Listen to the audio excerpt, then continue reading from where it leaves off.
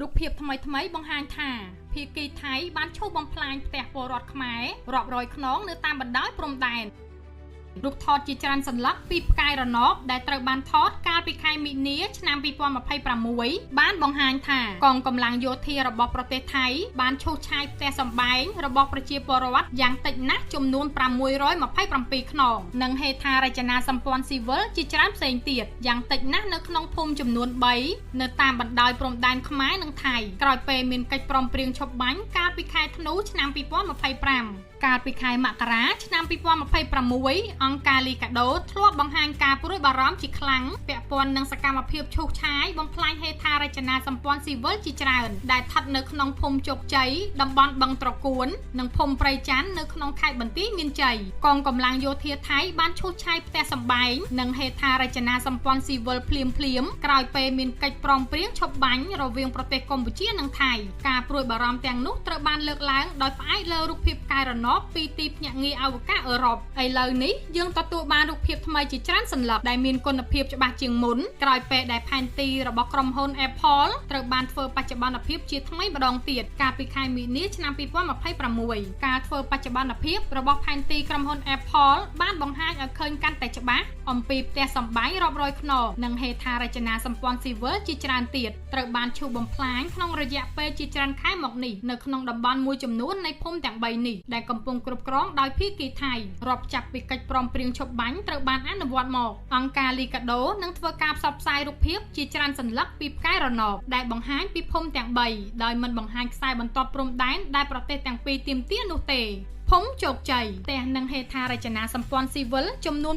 270ត្រូវបានឈូសបំផ្លាញភូមិជោគជ័យក្នុងខេត្តបន្ទាយមានជ័យជាភូមិមួយដែលមានប្រជាពលរដ្ឋខ្មែរកាន់កាប់និងរស់នៅជាបន្តបន្ទាប់អស់រយៈពេលរាប់ទសវត្សរ៍មកហើយរូបភាពពីផ្កាយរណបដែលអាចរកបានជាសាធារណៈបានបង្ហាញថាតំបន់នេះមានប្រជាពលរដ្ឋខ្មែររស់នៅយ៉ាងតិចណាស់ចាប់តាំងពីឆ្នាំ2006មកម្លេះហើយអ្នកភូមិមួយចំនួននៅតំបន់នេះបានអះអាងថាបានមករស់នៅតាំងពីទសវត្សរ៍ឆ្នាំ1990យោងតាមទិន្នន័យរបស់រាជរដ្ឋាភិបាលកម្ពុជានៅឆ្នាំ2019ភូមិជោគជ័យមានប្រជាពលរដ្ឋរស់នៅចំនួន2586នាក់ស្មើនឹង631គ្រួសារតំបន់បឹងត្រកួនផ្ទះនិងហេដ្ឋារចនាសម្ព័ន្ធស៊ីវិលចំនួន299ត្រូវបានឈូសបំផ្លាញតំបន់បឹងត្រកួនគឺជាតំបន់មួយដែលមានមនុស្សរស់នៅយ៉ាងច្រើននៅក្នុងខេត្តបន្ទាយមានជ័យផ្ទះសម្បែងរាប់រយខ្នងនិងហេដ្ឋារចនាសម្ព័ន្ធសាធារណៈដូចជាមន្ទីរពេទ្យជាដើមត្រូវបានភាគីថៃគ្រប់គ្រងចាប់តាំងពីមានបទឈប់បាញ់កាលពីខែធ្នូឆ្នាំ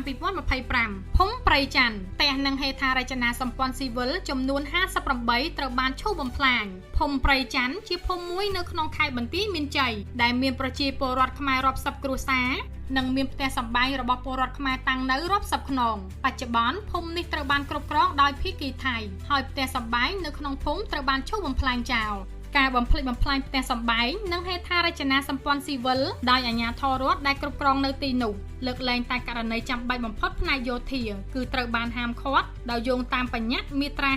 53នៃអនុសញ្ញាទីក្រុងហ្សឺណែវទី4ច្បាប់សិទ្ធិមនុស្សអន្តរជាតិបានការពារសិទ្ធិមានលំនៅឋានសមរម្យនិងហាមឃាត់រាល់ការបំផ្លិចបំផ្លាញផ្ទះប្រជាជនស៊ីវិលតាមទំនឹងចិត្តនិងការបណ្ដេញដោយបង្ខំបើទោះជាដីនោះជាកម្មសិទ្ធិរបស់ជនណាឬប្រទេសណាក៏ដោយអ្នករាយការណ៍ពិសេសនៃអង្គការសហប្រជាជាតិស្ដីពីស្ថានភាពសិទ្ធិមនុស្សនៅកម្ពុជាលោក Tom Andro បានលើកឡើងនៅក្នុងសេចក្តីថ្លែងការណ៍កាលពីថ្ងៃទី31ខែកក្កដាថាយោងតាមច្បាប់អន្តរជាតិប្រជាពលរដ្ឋដែលភៀសខ្លួនក្នុងអំឡុងពេលមានជម្លោះប្រដាប់អាវុធមានសិទ្ធិត្រឡប់ទៅកាន់ផ្ទះសម្បែងរបស់ពួកគេវិញអង្គការលីកាដូសូមធ្វើការអំពាវនាវជាថ្មីម្ដងទៀតទៅកាន់អាជ្ញាធរនៃប្រទេសថៃសូមបញ្ឈប់ជាបន្ទាន់នៅការឈូសឆាយបំផ្លាញផ្ទះសម្បែងរបស់ប្រជាពលរដ្ឋនិងហេដ្ឋារចនាសម្ព័ន្ធស៊ីវិលនៅក្នុងភូមិទាំងអស់ដែលខ្លួនកំពុងគ្រប់គ្រងទោះបីជាតំបន់គ្រប់គ្រងទាំងនោះត្រូវបានអះអាងថានៅក្នុងដែនអធិបតេយ្យរបស់ប្រទេសណាក៏ដោយផ្ទះសម្បែងរបស់ប្រជាជនស៊ីវិលមិនត្រូវក្លាយទៅជាគោលដៅ